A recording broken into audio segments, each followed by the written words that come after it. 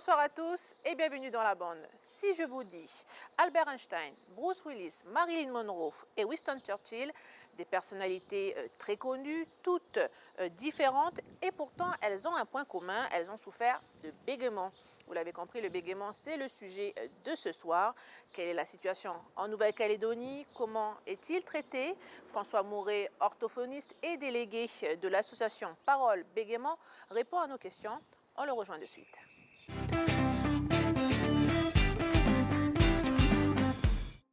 François Mouret, bonsoir. Bonsoir. Nous sommes dans votre cabinet d'orthophonie. Vous êtes délégué de l'association Parole Bégaiement pour la Nouvelle-Calédonie. Alors, est-ce qu'on a des chiffres concernant le nombre de personnes qui bégayent en Nouvelle-Calédonie? Alors malheureusement non. On attend effectivement des études épidémiologiques, mais je peux vous dire qu'effectivement dans les pays où des études ont été menées, on est en général dans des chiffres de l'ordre de 1%. Sachant que dans la population pédiatrique, on a un petit peu plus de personnes qui sont touchées, puisque pour certains en tout cas, le trouble se résorbe au cours de l'enfance. Alors avant d'aller plus loin, je vous propose de regarder ce reportage réalisé avec un de vos patients. Évidemment des bégayages qui sont là, des accélérations de parole. On y va? On y va. Quand vous voulez.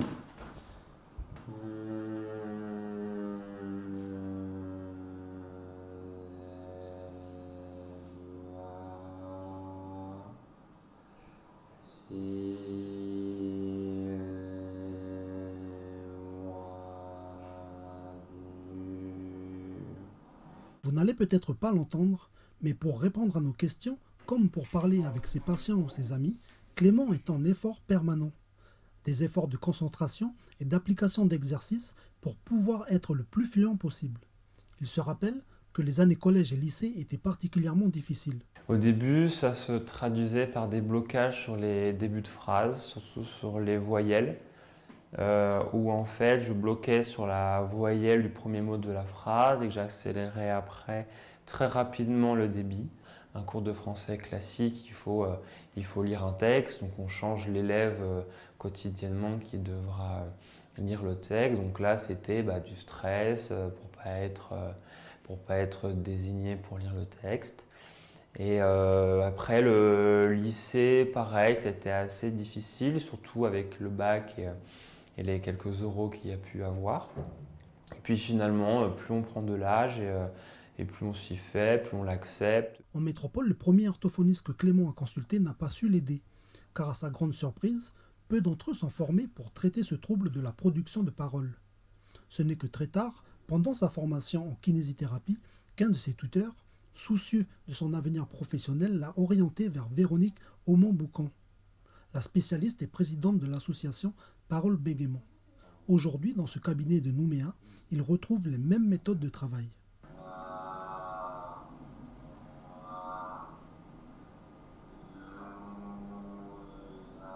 La méthode qui fonctionne le mieux, en tout cas qui a fait ses preuves sur le plan scientifique, s'appelle le programme Camperdown. C'est un programme australien en fait, qui repose sur l'utilisation d'une parole prolongée, extrêmement ralentie, avec des contacts au niveau de l'articulation des sons très doux, qui progressivement est atténué. Donc on part d'un modèle maximal qui n'est évidemment pas utilisable dans la vie réelle pour parler. Et à partir de ce modèle, on tente en fait de réduire la technique jusqu'à un niveau acceptable. La particularité, c'est qu'effectivement, dans le cadre de cette parole prolongée, en fait, il n'y a pas de bégaiement. C'est une technique qui inhibe en fait le bégaiement. La prise en charge de ce trouble, souvent héréditaire et neurologique, est plus efficace lorsqu'elle débute dès l'enfance.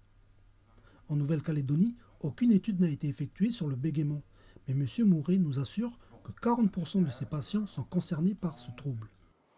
Alors on vient de l'entendre, Clément, votre patient a eu des difficultés au départ à trouver l'orthophoniste qu'il fallait pour le traiter sur ce problème de bégaiement. Est-ce que le bégaiement est mieux traité ici en Nouvelle-Calédonie ou on a aussi le même souci? Alors je crois qu'il est bon de rappeler que jusqu'à une certaine époque, la formation initiale des orthophonistes comprenait peu d'heures en fait, consacrées au bégaiement et plus généralement aux troubles de l'affluence, ce qui commence à être un petit peu différent aujourd'hui hein, avec la masterisation des études d'orthophonie. Pour ce qui concerne la Nouvelle-Calédonie, je peux dire que nous avons eu la chance de bénéficier de plusieurs formations offertes par Véronique Aumont-Boucan, qui est reconnue dans le domaine il y a peu, et que de fait, les orthophonistes en Nouvelle-Calédonie sont particulièrement armés aujourd'hui pour prendre en charge ce type de trouble. Le bégaiement, c'est considéré comme une maladie? C'est un trouble effectivement qui relève du champ médical, hein, puisque l'orthophoniste travaille sur prescription médicale, avec effectivement une base, une composante héréditaire et aussi des particularités neurologiques hein, qu'on est en train d'étudier. Hein, par le biais d'études en particulier de neuroimagerie, avec des répercussions qui en font finalement, en tout cas à partir de l'adolescence ou de l'âge adulte, un véritable handicap social. Alors on a discuté juste avant, bredouillement et bégaiement, c'est quoi la différence? Alors c'est deux troubles un petit peu différents, qui sont deux troubles qui touchent le flux de parole. Donc le bégaiement, c'est un trouble moteur de la parole hein, qui va se manifester typiquement par des blocages sur un certain son, des prolongations de certains sons ou encore des répétitions très tendues en fait, de certains mots ou de certaines parties de mots. Là où le bredouillement est un trouble qui va se manifester par un débit très rapide associé à des accidents de parole très nombreux. Souvent des accidents de parole qu'on retrouve aussi dans la parole normale, mais en nombre excessif, qui rendent l'ensemble un peu confus. C'est un trouble qu'on appelle cluttering en anglais, ça veut dire parole encombrée.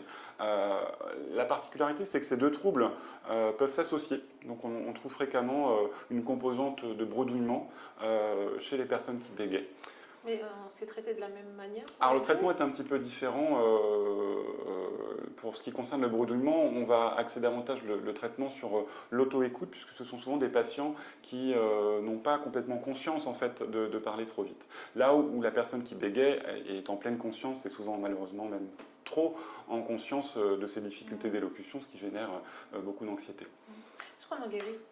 Alors, parler de guérison, c'est un petit peu délicat. On peut dire qu'effectivement, chez l'enfant, le trouble peut se résorber complètement, en particulier lorsqu'il est pris en charge très tôt, du fait de la plasticité cérébrale. À partir de l'adolescence ou de l'âge adulte, le terme de guérison est souvent discuté, un petit peu débattu. Je dirais que, de mon point de vue, on peut contrôler le bégaiement, et puis également apprendre aussi à l'accepter au quotidien pour qu'il ne devienne pas quelque chose de trop envahissant. Alors justement, le mieux c'est que ce soit pris le plus tôt dans l'enfance, mais un enfant qui ne s'exprime pas forcément, qui a du mal à s'exprimer, pas pour moi, je mets ça sur le fait que ce soit un enfant, donc du coup il apprend à parler, il a du mal à s'exprimer, comment on arrive à différencier, à se dire là, il est peut-être... Alors le bégaiement survient en général entre 2 et 5 ans, plus rarement vers 8 ans et encore plus rarement vers 12-13 ans, si on laisse de côté les bégaiements acquis à l'âge adulte sur un accident vasculaire ou un trauma crânien. Et donc pour ces bégaiements développementaux, il faut en fait distinguer chez l'enfant un bégaiement transitoire qui va disparaître spontanément et un bégaiement persistant. On sait que ces deux entités existent, on ne sait malheureusement pas les distinguer chez un petit. De fait, il faut prendre en charge tous ces enfants qui bégayent lorsque le bégaiement se maintient au-delà de 3 ou 6 mois, ou alors que le bégaiement a des conséquences fonctionnelles, hein, des moqueries à l'école ou une grande inquiétude des parents.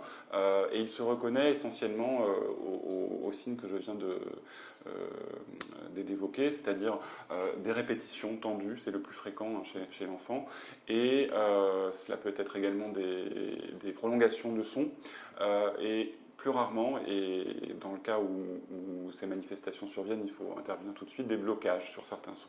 Vous recevez des enfants? Tout à fait, des enfants dès l'âge de 2 ans et demi. C'est un des troubles en fait, qu'il faut prendre en charge très tôt, dès la petite section maternelle. Alors on l'a vu dans le reportage, Clément témoigne de sa souffrance, surtout durant sa scolarité, prise de parole difficile et moquerie aussi des autres enfants. Comment vous expliquez que les personnes n'ont pas forcément conscience de la souffrance que peuvent porter, peuvent endurer les personnes qui bégayent? Alors, je pense qu'il y a sans doute plusieurs explications. Une partie enfin, une explication possible tient au fait que dans le bégaiement, on a des choses qu'on voit et qu'on entend, on appelle les symptômes visibles, et comment dire, tout un tas de symptômes invisibles, ce que ressent la personne qui bégaye, l'anxiété générée par la prise de parole, qui, comment dire, conduisent parfois les personnes qui bégayent à s'isoler, à éviter certaines situations. Et je pense que peut-être effectivement les gens ne perçoivent pas systématiquement. On n'en parle pas assez dans les médias, c'est pas comme d'autres handicaps où les enfants. Alors je pense qu'il y a quand même une bonne médiatisation de la problématique depuis une bonne dizaine d'années. On a vu en particulier des films qui illustrent bien la souffrance du bégaiement. Je pense en particulier au Discours d'un roi. Donc je pense qu'on a avancé sur ce sujet depuis quelque temps et que les gens ont conscience. Je crois que n'importe qui face à une personne avec un bégaiement modéré, voire sévère, peut assez rapidement mesurer l'impact que ce bégaiement peut avoir au quotidien dans la vie de la personne. Ce sera ma dernière question. Un mot justement sur votre association. Comment ça se passe, qui la compose et qu'est-ce que les gens qui bégayent peuvent trouver au sein de votre association? Alors l'association Parole Bégaiement est une association basée en France, dont je suis délégué pour la Nouvelle-Calédonie, ce qui veut dire que je sers de relais pour informer en fait sur le territoire. Il n'y a pas de structure propre? Non, il n'y a pas de structure physique. J'ai créé une adresse électronique pour les personnes intéressées. Et donc l'objectif est de relayer en fait les informations sur le bégaiement et les troubles plus généralement de ce qu'on appelle les troubles de l'affluence, comme le bredouillement. De relayer ces informations, de mettre en contact les personnes touchées par ces troubles pour éventuellement se réunir, pouvoir discuter de leurs problèmes, et puis également œuvrer modestement pour essayer d'améliorer les conditions de vie des personnes dans cette situation. Je pense par exemple à peut-être voir comment mettre en place des aménagements pour les examens, pour les candidats présentant des examens à l'oral. Peut-être mieux informer aussi les recruteurs lors des entretiens d'embauche. Voilà, plusieurs pistes sont en cours d'examen puisque la délégation calédonienne est toute récente. D'accord, il y a quand même des Calédoniens qui font appel donc oui, tout à à fait. l'association. Tout à fait.